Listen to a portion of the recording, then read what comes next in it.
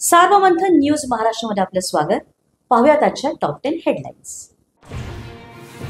मुंबईत धडकण्याआधीच मनोज जरांगेंना हायकोर्टाचा धक्का। मुंबईत आंदोलनाला हायकोर्टाकडून मनाई। नवी मुंबई किंवा खारघरमध्ये परवानगी देण्यासाठी सरकारला मुभा। हायकोर्टाच्या मनाई आदेशानंतरही मुंबईत जाण्यावर जरांगे ठाम। उद्या सकाळी 10 वाजता अंतरवालीतून निघणार। फडणवीस सरकार आडकाठी करत असल्याचा जरांगेंचा आरोप।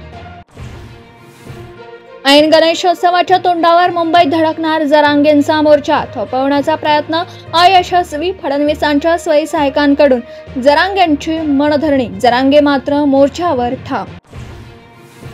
ओबीसी नेते लक्ष्मण हाकेंना बीडच्या गेवराईत येण्यापासून पोलिसांनी रोखलं।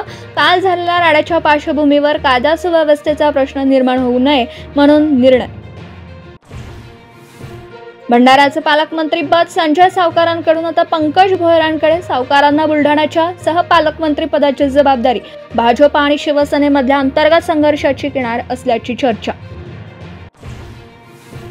केंद्रीय गृहमंत्री अमित शहा 2 दिवस मुंबई दौऱ्यावर। 29 आणि 30 तारखेला अमित शहा लालबागच्या राजासह मुंबईतील इतर गणपतींचं दर्शन घेणार।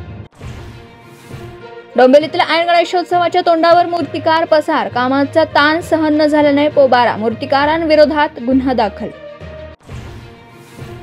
बाप्पांच्या आगमनासाठी अवघे काही तास पुण्यात रत्नजडित वस्त्रांनी सजलेल्या बाप्पांच्या मूर्तींना मागणी। सर्वत्र बाजारपेठांमध्ये लगबग।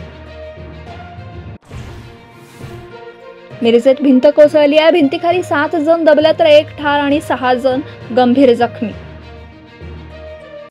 सार्वमंथन न्यूज महाराष्ट्राला लाईक करा, शेअर करा, सबस्क्राईब करा।